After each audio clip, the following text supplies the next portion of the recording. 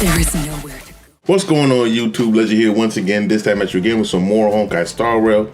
And just make a video real quick, because honestly, I have been hyping up Acheron like crazy. Everybody's been hyping up Acheron like crazy. And rightfully so. She's a crack unit, she's coming, and I'm telling you, she's about to will some she come, I'm just letting you know. But the fact of the matter is, not everybody should be getting her, right? There's gonna be some of you guys that should skip. Despite all the hype going on, despite how powerful she is, we've seen with the early footage that people have released, people have been able to see now with their own eyes how much Acheron is going to be able to do. She is going to be the strongest DPS in the game. But just because she's strongest DPS in the game doesn't mean that everybody should pull for her, all right? And there are some people that need to skip her. And for those of you who commented on one of my previous videos on who to summon, I answer a lot of questions in those comments. So for those people, you guys know who you are, who I personally told to skip. But to try and address it in a more general sense, so more people understand, let's go over when you should skip Acheron. A lot of people are going to think, well, obviously if you don't have, you're not getting her signature light cone, you know? And I'm gonna have to disagree with that. That is not one of the reasons why I think you should skip her.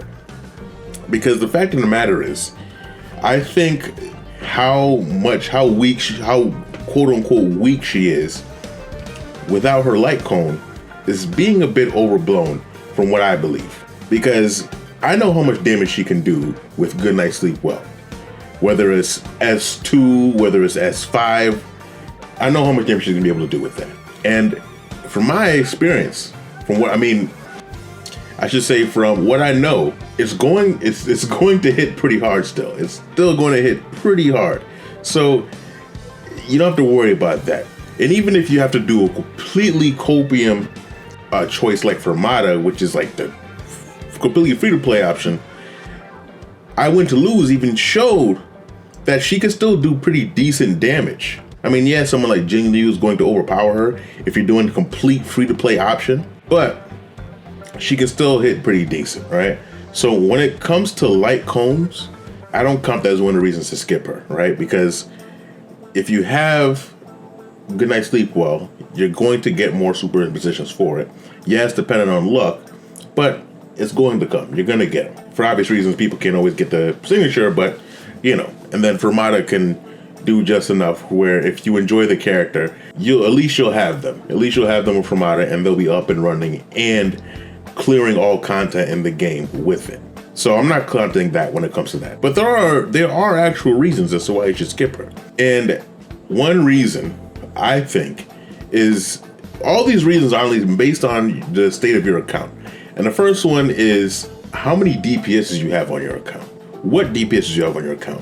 I saw a lot of people saying that, hey, I have Genuine, I have Kafka. Now, even in the previous video, I made a joke how she's going to be power creeping Genuine. But the fact of the matter is, Genuine is very strong now. He's strong. He has Sparkle now. He has Fu Xuan. He has Teng Yun. He has Ron Mei. Whoever you want to use with him. I use Sparkle and Teng Yun alongside Fu Xuan. But whoever you want to use with him, he can hit like a truck now, right? He can hit like a truck now.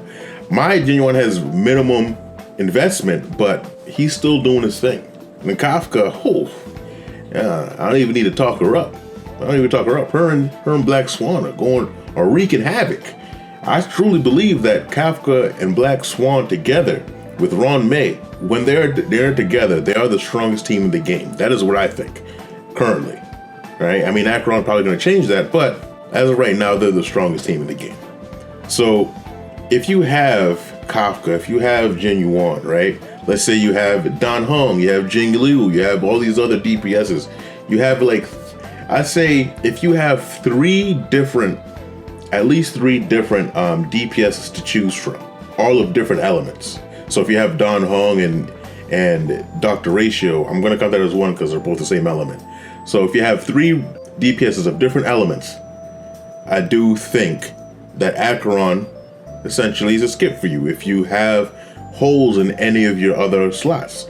Acheron is still surrounded by some pretty powerful units, some units that you that a lot of you guys might want on your team.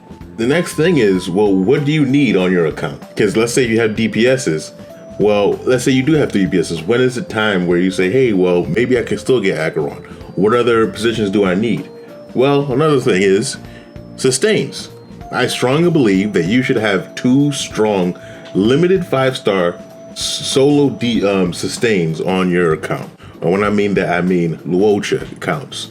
I mean Huohua, Fu Xuan, Aventurine's coming up soon.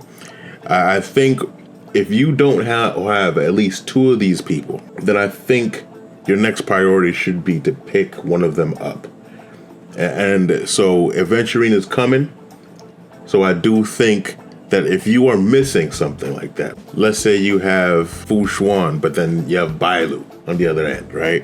Yeah, Bailu might be able to pull, be able to solo sustain if you're careful.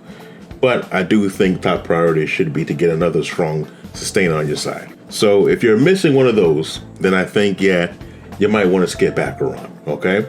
Especially if you have at least 3 DPSs on your team. And then also, I do want to talk about, like, let's say supports. So supports as in Harmony units, Nihility units. Now, I'm not one to say that, if you don't have Silver Wolf or Black Swan, then you shouldn't pull. No, I don't think that at all. I think Gwyneth could do a fine job. I think that if you have a very strong Harmony support, you can put that with Acheron. But if you just really don't have good supports on your account, then I think you owe it to yourself to pick one up so your current DPSs can hit hard. You have Dan Hong, you have Jin Yuan, you have, Blade. You have these characters, but you don't have a Bronya, you don't have a Ruan Mei. I think you owe it to yourself to pick one up. You want to have at least one of them, right? When I say at least one of them, I'm not counting Bronya and Tingyun, right? Because Tingyun's a 4-star, and a lot of people should have her. And then Bronya is somebody that you will be able to get guaranteed, right? I'm talking about one of the limited ones. I'm talking about Robin. I'm talking about Sparkle. I'm talking about Ruan Mei. If you have one of those, obviously you can't have Robin yet. But if you don't have one of them, then you probably should be, getting Robin or somebody like that. Because the fact of the matter is, you want your DPSs are going to hit like a wet noodle if you don't have people buffing them greatly and debuffing or debuffing the enemy. It just doesn't work out. So if you are missing that role on your account, then it's time to skip Acheron, and it's time to make sure you build on that end. For those of you confused, like, well, I kind of have some of those bases covered. I really want her. I have 3 DPSs and so on and so forth. And I mean, I do want to reiterate too. Granted, this game obviously is for fun, and I say this almost every video, where if you really want her, then go ahead and get her. I don't want to dissuade people that really want her and have already decided. I want to kind of reassure people who are on the fence and they're thinking, hey, maybe I should be skipping. I'm not sure what to do. I want to make sure I make the smart decision. Then this is for those people here. But one thing too I want to kind of bring up, and I kind of wish I brought up when I was talking about DPSs too, because it's about DPSs, is I said that when it comes to DPSs, you want to have at least three DPSs on the team, right? Or on their account. But also I want to point out is sometimes you should prioritize a DPS. And one of the times I think you should prioritize a DPS, which I feel like isn't talked about a lot, is when you don't have at least 2. If you don't have at least 2 DPSs of different elements, I really think you need to prioritize getting a DPS, because you need damage deals on the team. And if you don't have 2, I start valuing those DPSs more than I would sustain units, more than I would support units, because you need somebody to deal damage. You can have support, you can have sustains. They're golden, they're great, so on and so forth. But if they don't have anybody to support, then what are you doing? How are you winning this game? You using regular base form Dan Hung? No, that's not going to cut it. I mean, it'll cut it in early and mid game. I don't want to diss him too much, but when it comes to the end game, he starts to get left behind. So if you are lacking in that department. You just have your doctor ratio and that's it. Or, you know, you want to make sure you have more than that, right? And that's when that's one of the reasons when like Acheron starts to overpower all the other options. But yeah, I mean, I just kind of wanted to get that out there to help people out. Hopefully I can clear a couple people's heads that are sitting on the fence, you know, push you guys one way or the other. So you're a little bit more sure, more confident in the decision that you're making. Let me know if you have questions. I'll definitely am open to answering any questions that you might have down below. All the information for Acheron is out there, so I don't think there's anything that I need to be tight-lipped on or anything. So go ahead and ask the questions down below. Comment those, like the video if you like the content I do give you, and subscribe to the channel so you can get more content like this. With Alan here, let you know.